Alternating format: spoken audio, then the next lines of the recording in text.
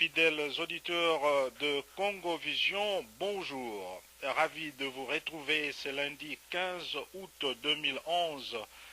Merci d'écouter cette édition de la radio Congo Vision qui émet des États-Unis d'Amérique. La RDC, notre pays, organise en principe ce 28 novembre 2011 les élections censées être transparentes, libres et démocratiques. À quelques mois donc avant la tenue de ces élections, Congo Vision a voulu savoir si notre pays est prêt à organiser ces élections. Pour en parler, Congo Vision reçoit aujourd'hui l'ambassadeur Ileka Atoki, représentant permanent de la République démocratique du Congo auprès des Nations Unies. Son Excellence, Monsieur l'ambassadeur, bonjour. Bonjour mon frère Sylvain, comment allez-vous? Très bien, merci. Nous avons beaucoup de questions à vous poser, mais peut-être nous n'avons pas le temps de vous poser toutes ces questions, mais nous voulons savoir si la RDC, notre pays, est prête à organiser les élections dans quelques mois, parce que d'ici là, tout le monde sait que le 28 déjà, la RDC va organiser les élections présidentielles et générales. Merci bien pour votre question, monsieur Ngoma. Avant de répondre à cette question de façon précise, permettez-moi de rappeler à l'intention de vos auditeurs ce que le chef de l'État, son Excellence M. Joseph Kabila Kabange, avait dit en recevant les diplomates accrédités à Kinshasa il y a 2 semaines. La situation sur l'ensemble du territoire congolais est calme. Elle est stable, elle est sous contrôle. Que ce soit dans le Bas-Congo, que ce soit dans l'Équateur, dans le Kassai, le Bandundu, le Maniema, tout est calme. Évidemment, nous avons quelques poches de stabilité dans certains districts, au sud Kivu, au nord Kivu, et peut-être dans la province orientale, ou même dans ce cas-là, la menace qui est générée par la Lord Resistance Army d'origine ougandaise s'est même déplacée plutôt vers la République centrafricaine. Donc sur le plan, au niveau du territoire national, la situation est calme, et s'agissant des élections, nous connaissons tous le calendrier qui a été publié par la CENI et qui fixe ces élections au 28 novembre. La loi électorale a été publiée et promulguée. Encore dernièrement, vendredi, les annexes à cette loi ont été adoptées par les 2 chambres. Donc rien n'empêche à l'heure actuelle qu'on n'aille pas vers les élections aux dates prévues et comme je vous l'ai dit, dans un climat apaisé. En 2006, les partenaires extérieurs et la communauté internationale avaient soutenu avec enthousiasme les élections au Congo. Et ces élections visaient à consolider la paix dans toute la région des Grands Lacs. Est-ce que la RDC jouit aujourd'hui de ces mêmes soutiens matériels et financiers pour l'organisation des élections dans quelques mois? Bon, il faut dire qu'en 2006, ce fut au fait à notre demande et conformément au mandat que le Conseil de sécurité avait fixé à la MONUC à l'époque, ce fut effectivement les Nations Unies à travers cette MONUC qui avait essentiellement géré le processus électoral en 2006. Mais cette année-ci, et je dois encore le dire, suite à notre demande, nous avons seulement demandé aux Nations Unies d'assurer un soutien logistique avec le matériel qu'ils ont en place en RDC. Pour tout le reste, le financement, je dois vous dire que le gouvernement a payé totalement, est à jour avec son paiement, le paiement de sa part qu'il doit verser à la CENI. Et je dois vous dire que selon les accords, le gouvernement congolais financera pratiquement à 80% ces élections. Et dans 5 ans, je peux vous assurer que le gouvernement congolais financera à 100% ces élections et assurera lui-même le soutien logistique au processus électoral. Avec des fonds propres? Avec des fonds propres, effectivement, oui. Et la classe politique n'arrive pas encore à trouver un accord sur le code de conduite qui devrait réglementer la tenue des élections au Congo. Quel mécanisme y a-t-il en place pour éviter une éventuelle contestation des résultats des élections qui pourrait éventuellement ramener le pays à une situation de guerre ou à la situation qu'a connue la Côte d'Ivoire? Non, moi d'abord je vous dirais que en ce qui concerne le code de conduite, ce code est ouvert à la signature et tous les jours nous voyons des responsables de partis politiques venir la signer. Bon, ceux qui ne voudront pas la signer, je crois ils sont responsables, ils vont assumer leurs responsabilités juste au cas où. Mais la situation de la RDC est totalement différente de la Côte d'Ivoire. En Côte d'Ivoire, c'est le gouvernement ivoirien de l'époque avait demandé justement à la communauté internationale à travers l'ONUCI de pouvoir aider à la gestion du processus électoral et de certifier ces élections-là avec les conséquences que l'on connaît. Nous, en RDC, nous n'avons pas demandé à ce que l'étranger vienne certifier une quelconque élection chez nous. Nous la ferons nous-mêmes. Nous avons nos lois, nous avons la loi électorale, nous avons notre constitution. Et c'est sur cette base-là que nous allons gérer ce processus électoral de A à Z. Vous avez parlé de quelques poches de résistance à l'est du Congo et apparemment l'est du Congo n'est pas encore sécurisé complètement. Il y a une multitude de factions militaires et même de milices qui continuent à opérer dans cette région. Et il y a même des militaires des anciens groupes rebelles qui refusent de quitter cette partie du territoire national. Comment va-t-on organiser les élections dans ces contextes? Que faudra-t-il pour vraiment pacifier l'Est du Congo et permettre les militaires qui refusent de quitter cette partie, qui refusent de quitter l'Est du Congo? Bon, d'abord, permettez-moi de m'inscrire un tout petit peu à faux avec ce que vous dites. Hein. Actuellement, il n'y a pas une multitude de groupes armés qui sévissent à l'Est du Congo.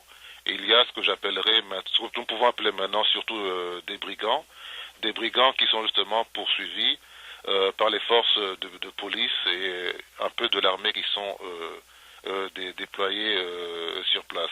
Mais je peux vous dire que leur activité ne viendra pas pour mettre à mal les élections qui auront lieu d'ici le 28 novembre. Quant à l'armée, je peux vous dire que actuellement, l'armée est en train de procéder comment dirais-je, à un vaste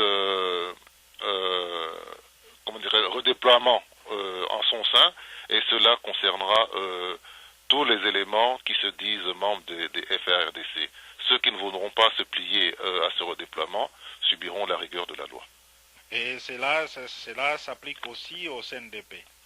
Cela s'applique à tous les éléments qui se réclament des FARDC. Et au cas où ils continuaient leur refus, quelles dispositions pratiques a-t-on mises en place? Je dirais qu'ils subiront les rigueurs de la loi. Ok. L'ancien sous-secrétaire d'État américain aux affaires africaines, Herman Cohen, a déclaré il y a une année, mais beaucoup de compatriotes viennent d'avoir cette information il n'y a pas longtemps, il a déclaré sur code 243 de notre compatriote Abraham Lwakabwanga que le Kivu appartient, ou l'Est du Congo appartient économiquement au Rwanda.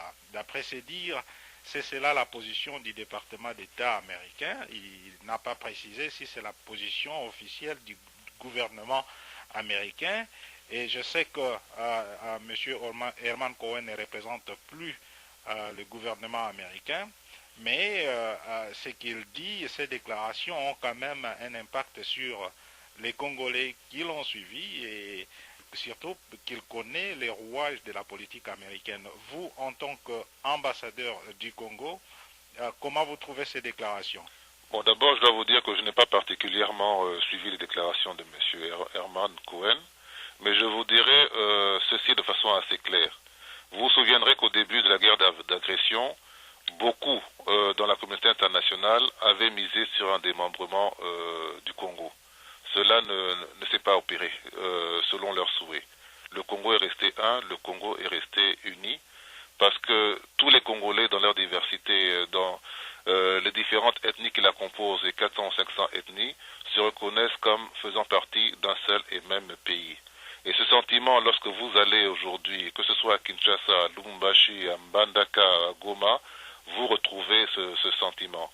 Donc pour les oiseaux de mauvais augure qui prient pour un démembrement du Congo, il faut leur dire de façon très claire que cela ne se fera pas. Et là, ils sont encore en train de rêver, ce n'est pas pour demain.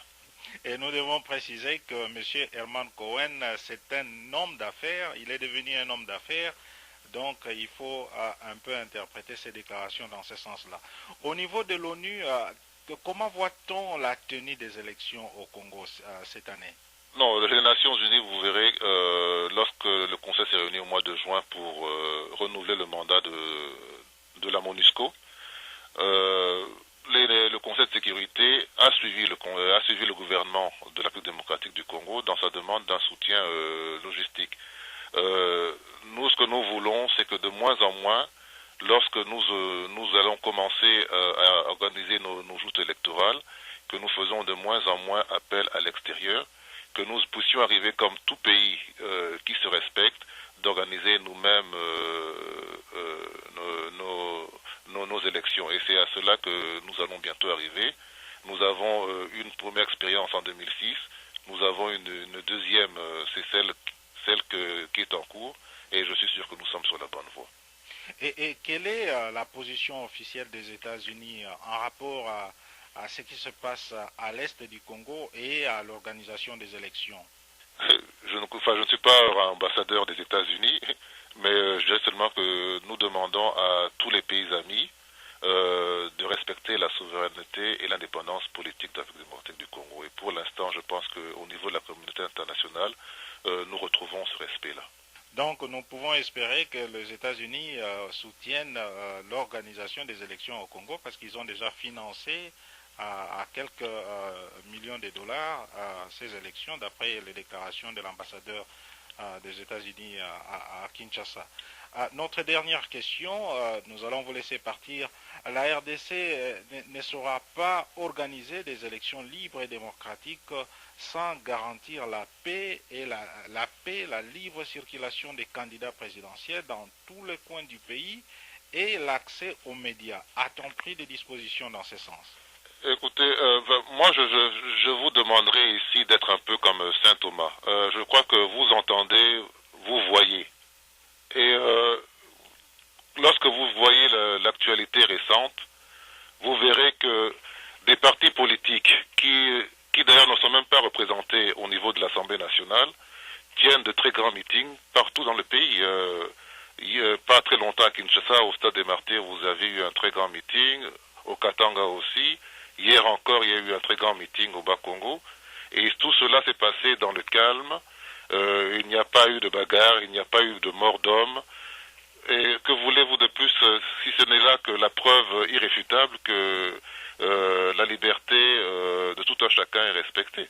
Je vais vous demander de nous donner votre mot de la fin. Quel message avez-vous aux Congolais qui sont un peu presque dans cette psychose des élections? Quel message avez-vous pour ces Congolais, surtout les Congolais de la diaspora qui sont un peu agités? Non, vous savez, c'est qu'il faut dire que la République démocratique du Congo est une démocratie, je dirais, nouvelle et renouvelée. Je dirais même renouvelée. Hein, parce que nous pouvons qualifier de démocratique la première République, celle qui avait pour président Joseph Kasavubu. Donc c'est un exercice que nous réapprenons.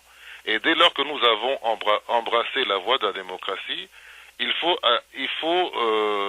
accepter le fait que périodiquement, ceux que nous élisons puissent, une fois leur mandat terminé, se représenter justement à la sanction populaire. Cela fait partie du jeu démocratique. Et à chaque fois qu'il y a élection, cela ne doit pas signifier qu'il y ait violence, etc. Il faut commencer à d'abord se respecter soi-même, être sûr de soi-même et respecter autrui. Et vous verrez qu'à la longue, au fil des ans, cet exercice qui a l'air un peu d'être extraordinaire maintenant parce que nous le redécouvrons un peu, sera tout aussi banal comme dans les pays occidentaux et autres. Merci, Son Excellence, Monsieur l'ambassadeur Ileka Atoki, représentant permanent de la RDC auprès des Nations Unies ici à New York aux États-Unis. À nos auditeurs, nous disons merci d'avoir suivi cette émission. Bonjour à tous vos auditeurs Et merci beaucoup de m'avoir eu parmi vous aujourd'hui. Ok, merci.